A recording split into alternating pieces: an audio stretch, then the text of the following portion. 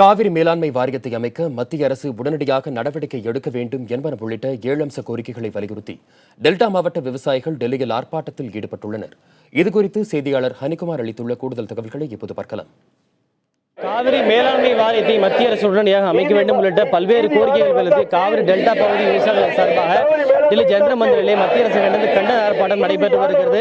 இந்த ஆர்ப்பாட்டத்தில் காவிரி டெல்டா பகுதிகளை சார்ந்த குறிப்பாக தஞ்சை, திருவாரூர், நாகை, கடலூர் உள்ளிட்ட 5 மாவட்டங்களை சார்ந்த 50க்கும் மேற்பட்ட விவசாயிகள் தற்போது இந்த கண்டன ஆர்ப்பாட்டத்தில் ஈடுபட்டிருக்கிறார்கள்.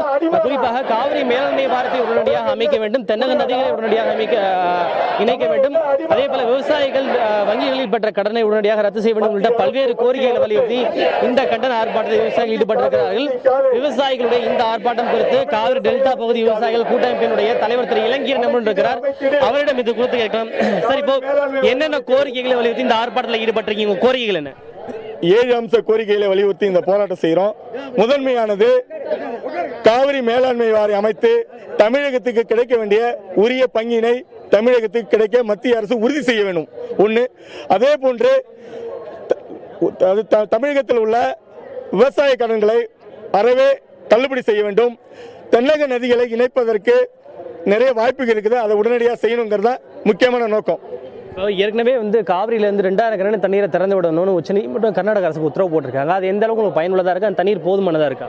2000 கனஅடிங்கிறது எங்க கிட்டத்தட்ட 11 மாவட்டங்கள் 11 லட்சம் ஹெக்டேர் அப்படிங்கிறது யானை பசிக்கு சோளப்பொறி போட்ட கதை தான் அது.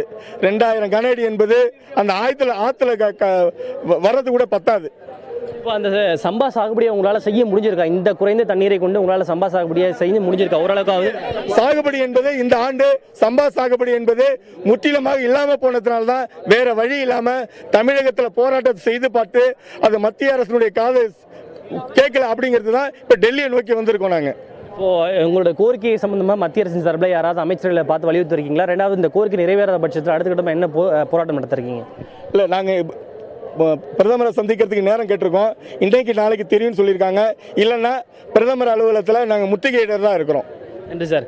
அதாவது தற்போது காவிரியிலிருந்து வருகின்ற 2000 கனஅடி நீரானது தங்களுடைய சம்பா சாகுபடி நிறைவாக செய்ய முடியவில்லை என்றும் அது யானை பசிக்கு சோலை பொறியாக இருக்கிறது. எனவே காவிரி மேலாண்மை வாரியத்தை உடனடியாக அமைக்க நடவடிக்கை எடுப்பது இந்த பிரச்சனைக்கு ஒரு தீர்வாக இருக்கும் என்று விவசாயிகள் தெரிவித்திருக்கிறார்கள். புதிய தலைமுறைக்காக டெல்லியிலிருந்து ஒளிப்பதிவாளர் ஜெரின்சாமியுடன் ஹனிகுமார்.